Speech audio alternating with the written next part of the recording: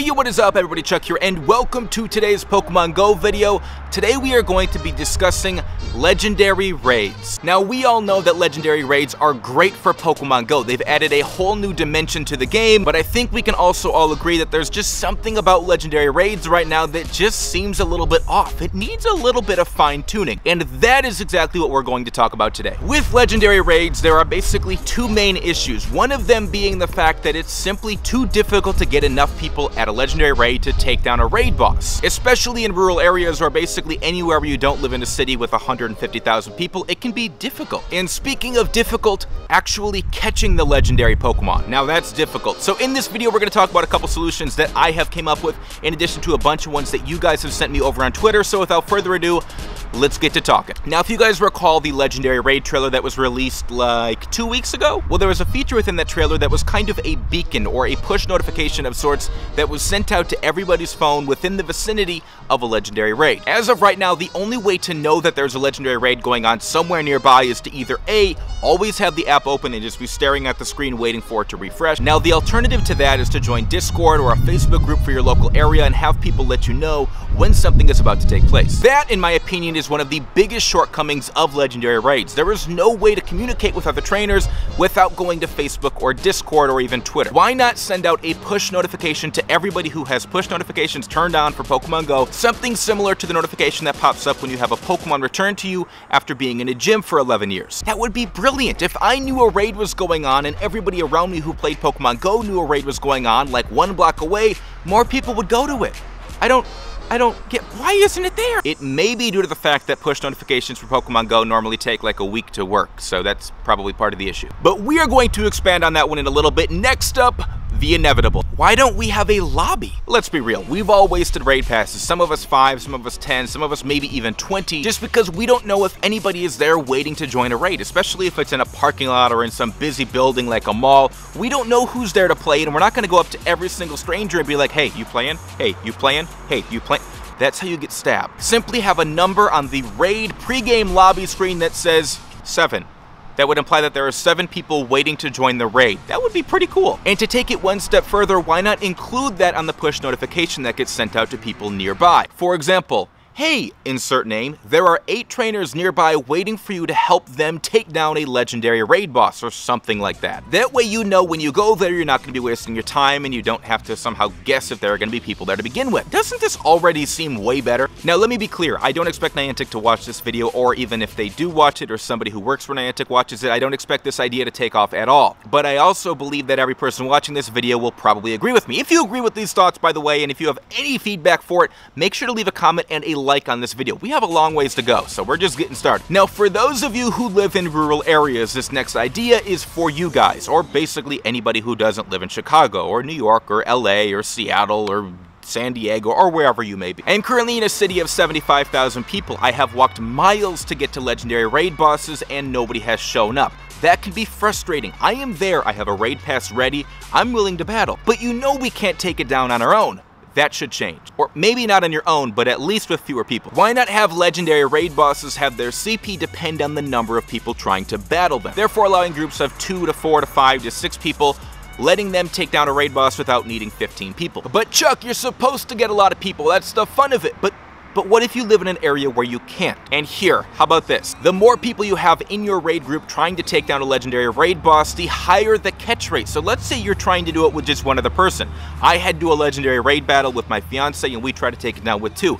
The catch rate for a 2-person raid should be way lower. Your base catch rate would be something around 1% as opposed to 3, 4, maybe even 5. Now on to the next point, and I know everybody's thinking about it. Hey Chuck, that would make catching them even harder. They're already impossible. How am I ever gonna get a legendary, man? Hear me out on this. Rather than adjusting the catch rate for legendary Pokemon, why not allow trainers to accumulate Premier Balls rather than having them just go to waste after a raid is done? Number 1 then encourages trainers to participate in raids more frequently, which is more revenue for Niantic. I mean, personally, I would take down every level 1, level 2, and level 3 raid by myself if it meant that I could accumulate Premier Balls to take down a Lugia or an Articuno. Niantic, that means more money. Now, a lot of people may argue, well, Chuck, that's just going to make catching legendary Pokemon way, way, way too easy.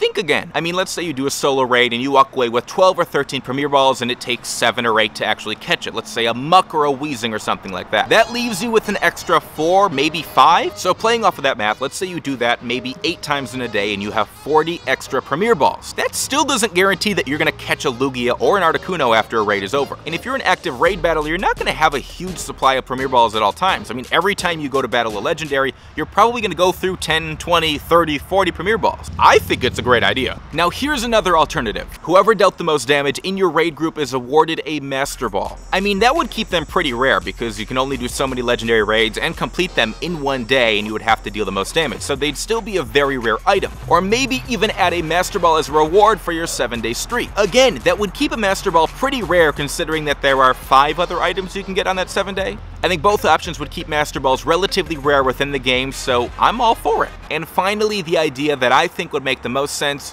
why not have legendaries appear in the wild? Apparently a few days ago, Niantic mistakenly tweeted something along the lines of, Articuno is now available in the wild, go catch one. Yet, they are still not available in the wild. But why not have them spawn 10 times as infrequently as a Tyranitar or a Dragonite or an Unknown, but at least have them be out there? You could even drop the catch rate outside of raid battles to maybe 0.5%. Make them rare, but at least make them obtainable. Right now, somebody is leaving a comment that says, hey Chuck, but then the spoofers are gonna get all of these legendaries.